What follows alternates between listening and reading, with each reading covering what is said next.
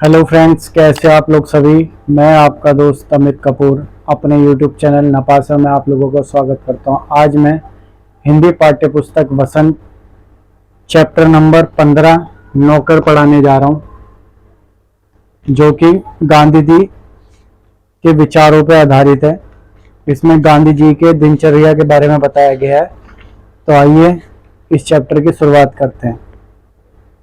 आश्रम में गांधी जी कई ऐसे काम भी करते थे जिन्हें आमतौर पर नौकर चाकर करते हैं। जिस जमाने में वे बैरिस्टर थे, हजारों रुपए कमाते थे, उस समय भी वे प्रतिदिन सुबह अपने हाथ से चक्की पर आटा पीसते थे। चक्की चलाने में कस्तूरबा और उनके लड़के भी हाथ बटाते थे। इस प्रकार घर में रोटी बनाने के लिए महीने या मोटा आटा वे खुद पीसा लेते थे। सरमती आश्रम में भी गांधी जी ने पिसाई का काम जारी रखा। वह चक्की को ठीक करने में भी कभी कभी घंटों मेहनत करते थे। एक बार एक कार्यकर्ता ने कहा कि आश्रम में आटा कम पड़ गया है। आटा पिसवाने में हाथ बटवाने के लिए गांधी जी फौरन खड़े हो उठे। गेहूं पीसने से पहले उसे बीनकर साफ करने पर वह जोर देते थे। इस महान व्यक्ति को अनाज पीसते देखकर उससे मिलने वाले लोग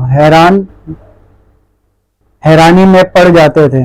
बाहरी लोगों के सामने शारीरिक मेहनत का काम करते गांधी जी को शर्म नहीं आती थी। एक बार उनके पास कॉलेज के कई छात्र मिलने आए। उन्होंने अंग्रेजी भाषा में अपना ज्ञान बखाड़ा। गर्व था, मतलब गांधी जी से मिलने कुछ बच्चे आए हैं और वो अंग्रेजी भाषा में अपना ज्ञान बखार रहे हैं। उन्हें अपनी अंग्रेजी भाषा पे गर्व था। गांधी जी से बातचीत के अंत में वे बोले, बापू, यदि मैं आपकी कोई सेवा कर सकूं तो कृपया मुझे अवश्य बताएं।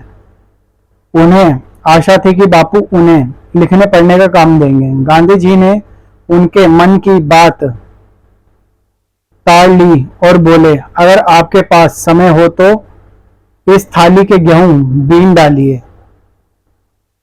आगंतुक बड़ी मुश्किल में पड़ गए, लेकिन अब तो कोई चारा नहीं था। 1 घंटे तक गेहूं बीनने के बाद वह थक गए और गांधी जी से विदा मांग कर चल दिए। कुछ वर्षों तक गांधी जी ने आश्रम के भंडार का काम संभालने में मदद दी। सवेरे की प्रार्थना के बाद वे रसोई में जाकर सब्जियां छीलते थे। रसोई या भंडारे में अगर वे कहीं गंदी या मकड़ी का जाला देख पाते थे तो अपने साथियों को आड़े हाथों लेते। उन्हें सब्जी, फल और अनाज के पौष्टिक गुणों का ज्ञान था। एक बार एक आश्रमवासी ने बिना धोए आलू काट दिए। गांधी जी ने उसे समझाया कि आलू और नींबू को बिना धोए नहीं काटना चाहिए। एक बार आश्रमवासी को कुछ ऐसे केले दिखाई दिए जिनके छिलकों पर काले चिटके पड़ गए थे। उसने बहुत बुरा माना। तब गांधी जी ने उसे समझाया कि ये जल्दी पच जाते हैं और इन्हें खास तौर पर इसलिए दिखाए गए हैं कि तुम्हारा हाजमा कमजोर है। गांधी आश्रमवासियों को अक्सर स्वयं ही भोजन परोसते थे। इस कारण वे बेचारे बेस्वाद उबली हुई चीजों के विरुद्ध कुछ ना कह पाते थे। दक्षिण अफ्रीका की एक जेल में वे सैकड़ों कैदियों को दिन में 2 बार भोजन परोसने का कार्य कर भी चुके थे। आश्रम का एक नियम यह भी था कि सब लोग अपने बर्तन खुद साफ करेंगे। रसोई के बर्तन बारी बारी से कुछ लोग दल बनाकर धोते थे। एक दिन गांधी जी ने बड़े बड़े पतीलों को खुद साफ करने का काम करने अपने ऊपर लिया। इन पतीलों की बेदी में खूब कालिक लगाई थी। राख भरे हाथों से वह एक पतीले को खूब जोर जोर से रगड़े थे लगे हुए थे कि तभी कस्तूरबा वहां आ गई। उन्होंने पतीले को पकड़ लिया और बोली, यह काम आपका नहीं, इससे करने को बहुत लोग हैं। गांधी को लगा कि उनकी बात मान लेनी ही बुद्धिमानी है और वह चुपचाप कस्तूरबा को उस बर्तनों की सफाई सौंपकर चले गए। बर्तन एकदम चमकते ना हो तब तक गांधी जी को संतोष नहीं होता था। एक बार जेल में उनको जो मददगार दिया गया था उसके पास से असंतुष्ट होकर उन्होंने बताया था कि वे खुद कैसे लोहे के बर्तनों को भी मांझ कर चांदी सा चमका सकते हैं। जब आश्रम का निर्माण हो रहा था तब समय वह आने जाने वाले मेहमानों को तबज्जुओं में सोना पड़ता था। एक नवगत को पता नहीं था कि अपना बिस्तर कहाँ रखना चाहिए, इसलिए उन्होंने बिस्तर को लपेटकर रख दिया था और यह पता लगाने की उसे कहाँ रखना है। लौटते समय उसने देखा कि गांधी जी उसका बिस्तर कंधे पर उठाकर उसे रखने के लिए चल दिए। आश्रम के लिए बाहर बने कुओं से पानी खींचने का काम भी वे रोज करते थे।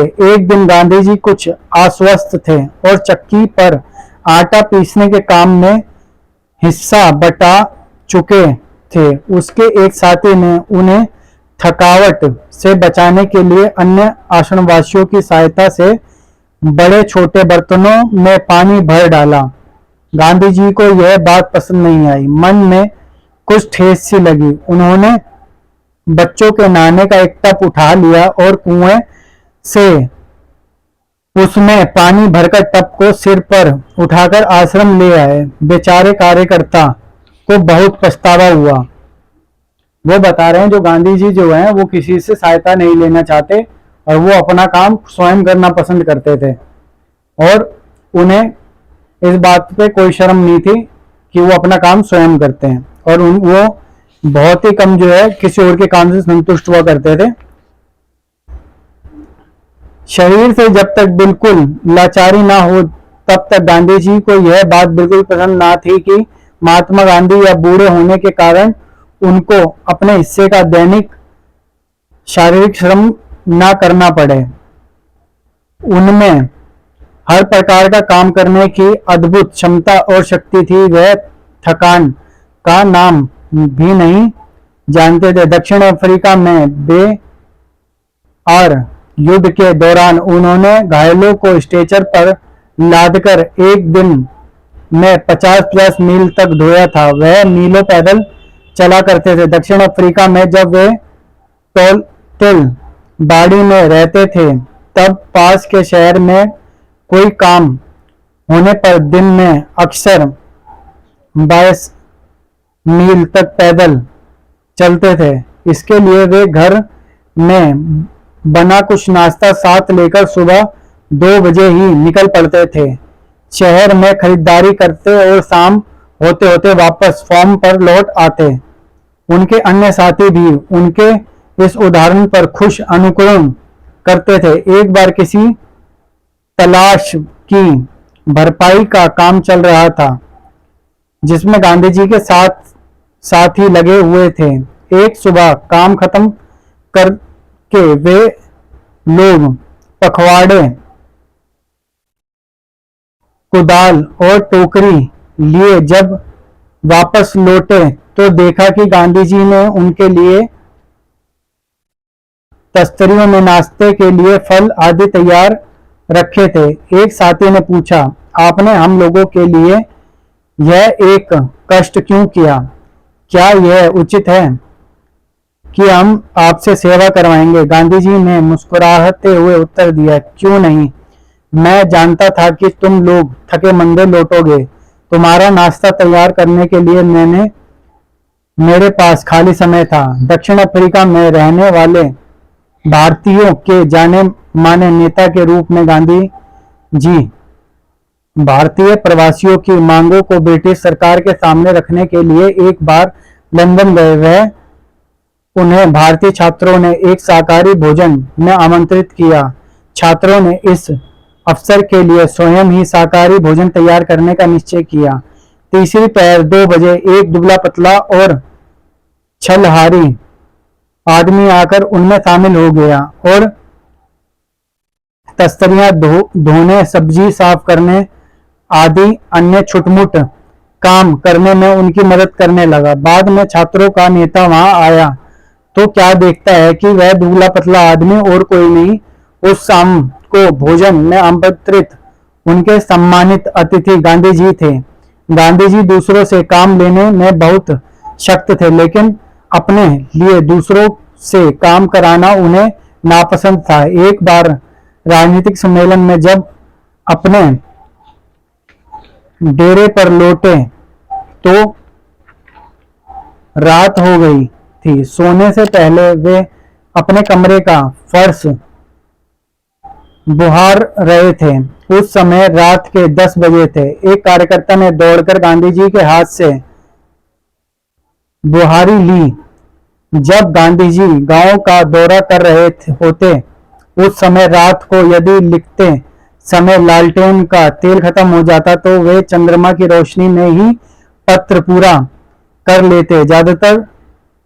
ज्यादा पसंद करते थे, लेकिन सोते हुए अपने किसी थके हुए साथी को नहीं जगाते थे।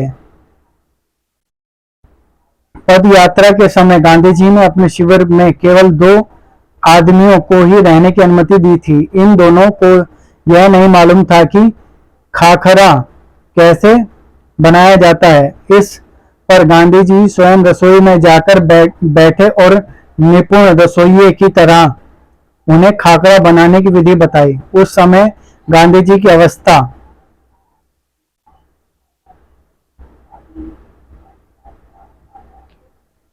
गांधी जी को बच्चों से बहुत प्रेम था। अपने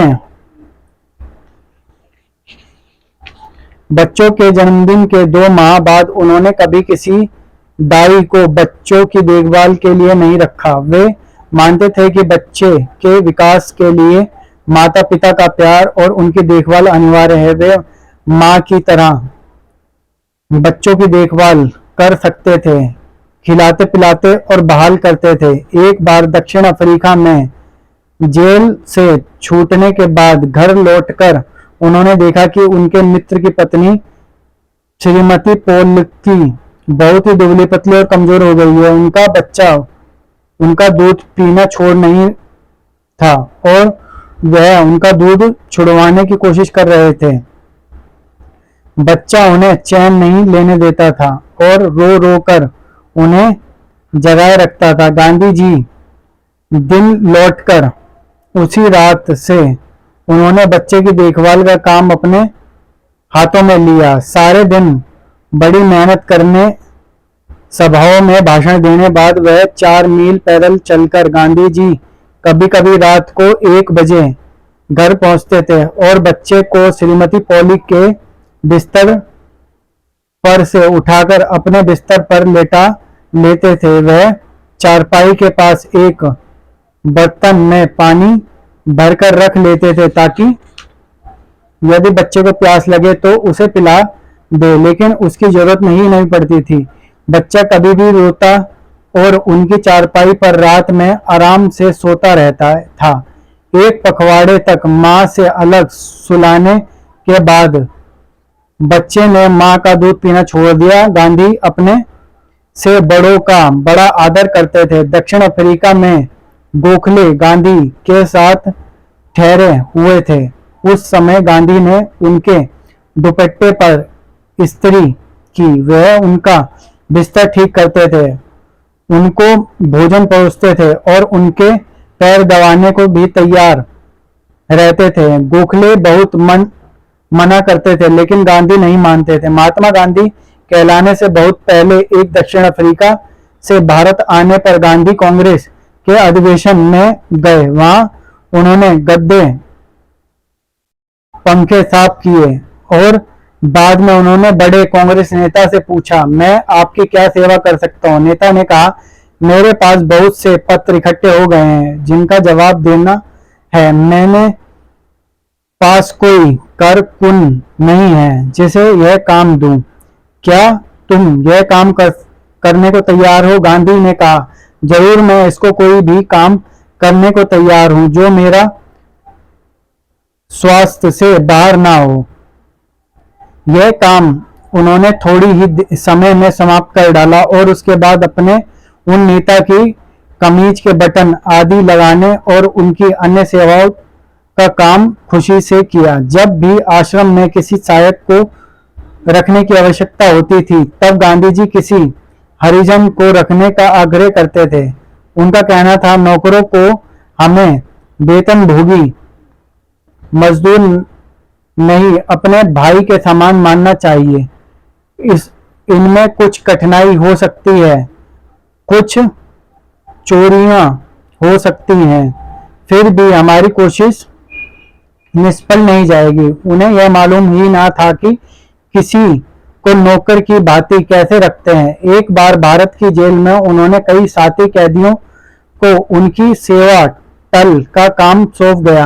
एक आदमी उनके फल धोता या काटता, दूसरी बकरियों को दुलाता, तीसरा उनके निजी नौकर की तरह काम करता और चौथा उनके पखारने की सफाई करता था। एक ब्राह्मण कैदी उनके बर्तन धोता था और दो गोरे यूरोपियन प्रतिदिन चारपाई बाहर निकालते थे। गांधी जी ने देखा कि इंग्लैंड में ऊंचे घरानों में घरेलू नौकरों को परिवार का आदमी माना जाता था। एक बार एक अंग्रेज के घर से विदा लेते समय उन्होंने यह देखकर खुशी हुई कि घरेलू नौकरों का उससे परिचय नौकरों की तरह नहीं बल्कि परिवार के सदस्य के समान कराया। एक बार एक भारतीय सज्जन के यहाँ काफी दिनों तक ठहरने के बाद गांधी जी जब चलने लगे, तब उस घर के नौकर से उन्होंने विदा ली और कहा, मैं कभी किसी को अपना नौकर नहीं समझता, उसे भाई या बहन की तरह मानता हूं और आप लोगों को भी मैं अपना भाई समझता हूं। आपने मेरी जो सेवा की उसका प्रतिदिन मैं आभारी रहूंगा। मुझे उम्मीद है ईश्वर आपको इसका पूरा फल देगा। तो ये जो है गांधी जी के कुछ विचार है, उनकी कुछ जीवन शैली के बारे में लिखा है कि कैसे वो अपना काम स्वयं करते थे और किसी की हेल्प नहीं लेना पसंद करते थे। तो उम्मीद करता हूँ ये पार्ट खत्म हुआ, और ऐसी इंटरेस्टिंग वीडियो देखने के लिए मेरे चैनल को लाइक एंड सब्सक्राइब करें। धन्यवाद।